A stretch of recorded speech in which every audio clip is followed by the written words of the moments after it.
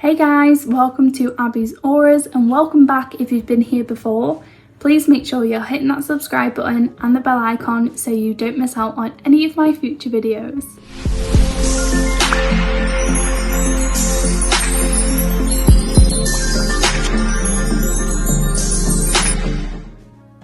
Okay, so I just want to say a huge welcome to all of my beautiful new subscribers. Thank you so much for subscribing to my channel and helping me grow. You're all included in my manifestation of getting monetized on this amazing channel. So if you enjoy my content, then please give it a thumbs up to help my channel get seen more. Also, maybe share it with some friends that you think would enjoy the content too. But other than that, let's get straight into the video. Okay, so today's video is all about being guided and how to know whether you're being guided or not. Are you missing the guidance? Are you I've done that before. I didn't realize I was being guided until it kind of just boosh, it hit me, and then I'm like, okay, I'm doing this now. So it really makes it easier if we can kind of still ourselves and notice all of these subtle hints coming in. So I'm going to be telling a few stories about how I've been guided recently and have really, like, a lot of my guidance have actually changed my life completely and really made me happier for it. So sometimes I've questioned it and been like, what? But I've just done it anyway, and then it's worked out for the best. So I'm going to go ahead and tell my stories, and then I'm going to be seeing how you guys have been guided too. So hopefully when I tell my stories, you will kind of see like, okay, that might be what I'm resonating with, and I might be being guided in that way, but I didn't realize it was that. So also, I just want to say that being guided for me is from my spirit team. So like my higher self, my spirit guides, maybe sometimes it's a loved one that's passed away, anything in that kind of nature. It's all positive, it's all from love and light, it's all in my benefit. So I really trust the feeling I get when I'm guided, and that helps me know whether I'm being guided by the right person, or one, it's not even a person, right energy, or an energy that just doesn't suit me and it doesn't resonate. So let's get into the stories. So number one is being vegetarian. I wasn't brought up to be vegetarian at all. I thought a healthy meal was meat, some potatoes and vegetables, pretty much, or like spaghetti bolognese or cottage pie, like things like that, just like homely meals. That's what I thought was healthy. No. So I was pregnant with my beautiful daughter, and I kept going off my food. Didn't really like, I was just going off each meat, like, oh, I can't eat that anymore, no, I can't eat that, and the list was just getting longer. And I kind of really didn't want to go vegetarian because I had this feeling like when I got into the spiritual world, I told myself I would go so far, and then I just keep getting deeper and deeper into it, and I kind of didn't want to be judged for being the weird spiritual person, and like, are you really going to go that far? Like, now you're going to go vegetarian, like, first you do this and then you do that, and I'm not, you know, I'm just being open and honest. Like, I didn't want to be judged to be that person, and I genuinely just didn't like the food anymore, and I kept going off it and off it and off it, and I was making myself eat it even though I didn't like it. And then eventually my son watched something on telly and was like, I'm not eating meat anymore, it's not very nice, he's obsessed with animals. So yeah, we then went vegetarian. So all love and light here, by the way, guys. So yeah, that was, you know, part of my awakening.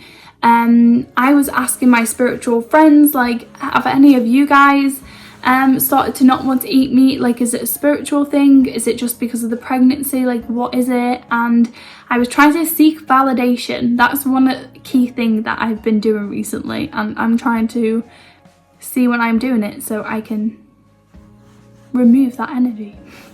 So none of my friends at the time were going through it, and the spiritual ones anyway, and I just kind of thought, okay, it's my pregnancy, but I'm just going to do it anyway. It ended up holding off until I'd had my daughter, and then I still didn't like it, and then that's when my son was like, I don't want to eat it anymore. I was like, okay, cool, we're vegetarian now. So after that, I've been vegetarian, I think it's been nearly a year now. So yeah, it's been nearly a year, and I actually feel so much more healthy. I feel like I enjoy my food more, I crave healthier foods, and my body feels better for it. Anyways, next one is my hands. So when I was doing a meditation, I think it was just about 2 or 3 days ago, I don't know, it was a few days ago anyway, I got told to stop holding my hands closed. So I kind of sit like this all the time. Like if I'm resting, my hands are on my lap, but they're closed like this. If I sleep like this. Like they're always tight closed. I don't know how to put them, I just rest them like that. What am I meant to do? Anyways, I got told in my meditation that I need to stop doing that and open my hands more, keep my hands open, stop closing them. So I realised pretty quickly in the meditation that it's kind of a defense mechanism. I've been very closed off for a long time because in my what caused me to go through all of this awakening was, for me, my trauma was all to do with safety. So I've had to do a lot of work on the healing of my root chakra.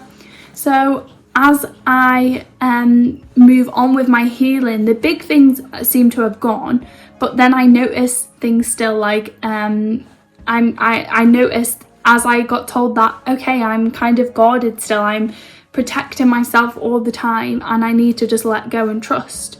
So this is the whole thing about the guidance, you know, you do need to let go and you need to trust your guidance and trust that the universe has your back and you're on the right path. You're not, you know, you're not unsafe anymore. You're safe, you're loved, and you're abundant. So open your hands.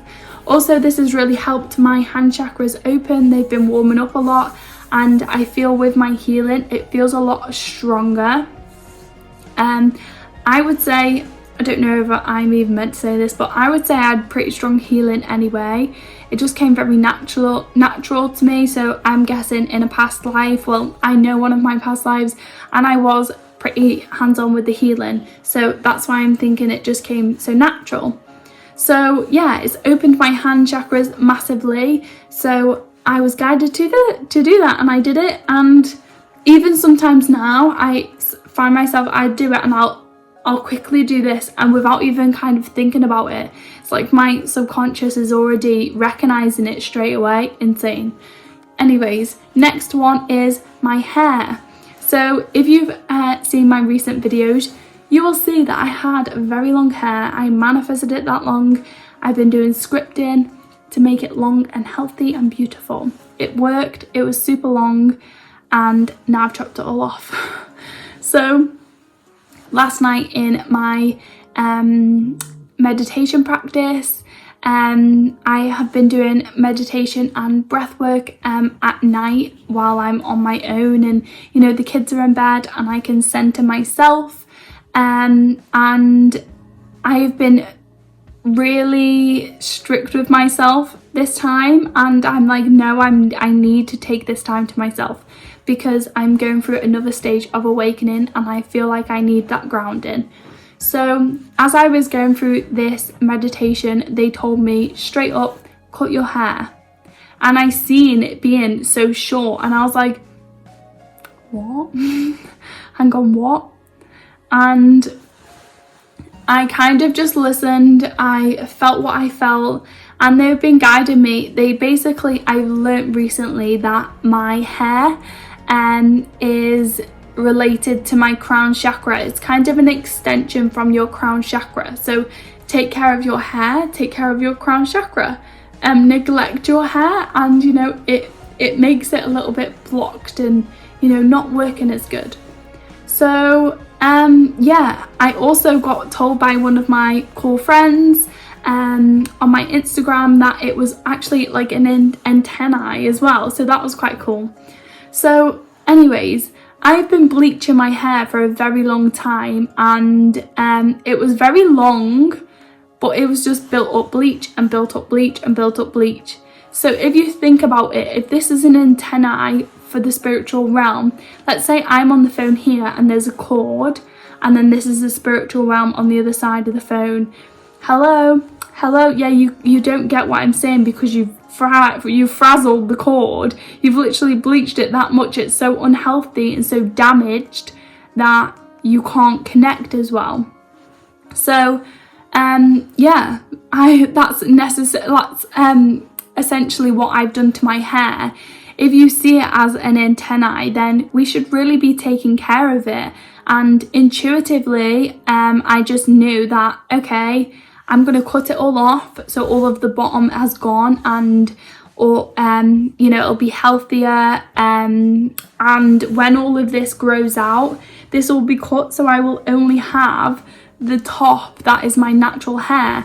I'm kind of being guided to strip back and strip back and strip back more and more and more the more I go on my spiritual practice, because I feel like all of these layers of different things I put on myself is to protect myself, when really I don't need the blonde hair to be beautiful. I don't need the microbladed tattooed eyebrows, which I can't change, but it's fine. I don't need, you know, the tattoos. I don't need the nail extensions and the eyelash extensions, because I'm fine the way I am. More than fine, I'm beautiful. So I feel like being the true authentic me is just stripping everything back. But I do want to just mention that this is not for everyone, so please just don't go cut your hair. It's just something personally that I've been truly guided to, and not everyone has to go do that, just to put that out there. So also, I love watching Ella Ringrose's videos on YouTube. She is bloody amazing. She was recently guided to stop wearing necklaces. I haven't, but I forgot to put mine on today. I didn't feel like I resonated with that, so I didn't stop wearing my necklaces. But she was guided to stop wearing necklaces recently, and that was very unlike her. She then went on to say a while later that she found a crystal necklace, and she just knew straight away, that's what I need. So then she was, you know, she was guided to then stop wearing it. She trusted her intuition, stopped wearing her necklaces, even though she really loved it, just to see what was next, because she trusted the process of, okay, I'm always, you know, looked after. So then when she found this beautiful crystal necklace, she knew that that's what she needed to allow her heart chakra to be opened by wearing a crystal next to it. So some of these things might seem a little bit crazy, but it's always to send you to a good place. It's never out of, let's just get Abby to cut her hair. Like, you know, I trust that there's an end to this, you know, there's a method to the madness, and I trust it, and I'm here for it. I like my hair short anyways, you know. I would love it to be absolutely like so long and curly and beautiful, but one day we'll be there, and for now I'm trusting this process. So you might be guided to things like eating more healthy, to, you know, that, or drinking more water. You might be guided to watching a YouTube video, or maybe cutting out crime TV in your daily routine. I used to watch so many crime shows, and I'm like, now I just don't resonate with it, and I'm like, seriously, no wonder I had such a scared mindset. So maybe that's for you, or maybe it's to be in nature more. I really am vibing with nature right now. I'm really being also guided to kind of look out there and see what is out there in the world, rather than always limiting myself to this country. So I think actually one day I might move out of the UK and move into a country that's more resonating with me. But I don't know what that is yet, you know. It's a process. It doesn't mean it has to happen right now. I'm just being guided to look at these beautiful places, ask about them. What's it like living there? What do you enjoy doing there? And things like that. So I'm not limiting myself to this tiny town, that you can literally, if you want to do anything, you can literally go down the road to the pub, or you can go to the kids' park, and that's pretty much it. So it's very limiting to live here if you're a person that wants to be outdoors and, you know, you don't prefer to drink. I haven't drank in 2 years, I think. So yeah, you know, we need to just listen to our inner self, and, you know, sometimes it might feel silly, but just keep going, because it'll show you something beautiful. So have a look. After I've told you all of my stories, you know, now you might see how you're being guided to do something, and you might actually be brave and do it. So they're not always like so in your face and so obvious, but if you just still yourself, maybe do meditation, or just even with the little tiny hunches and, okay, go over this way or go over that way, might help you. Also, I ask a lot of questions. I ask my guides, okay, what would be best for me to do today? And then I will just let it go, and then I just got chills, and then I would just have an idea. Okay, let's go there. Okay, then let's go. And then I'll just go. Like, I'm totally guided through my everyday life, and sometimes I have them days where I just ignore everything and just watch Netflix. Totally. I condone that. But I try to be guided, because every time I trust it, then they show me something else, and it keeps going, and my guidance keeps getting stronger. So that is it for today's video. I know it was super long, but I'm here for it. I'm vibing with my beautiful new hair, and let me know in the comments below how you guys have been guided in the past, or if you think you're being guided right now, what is it being guided to? I've said guided so many times in this video. So I'm going to leave it there, and I will see you guys in my next video.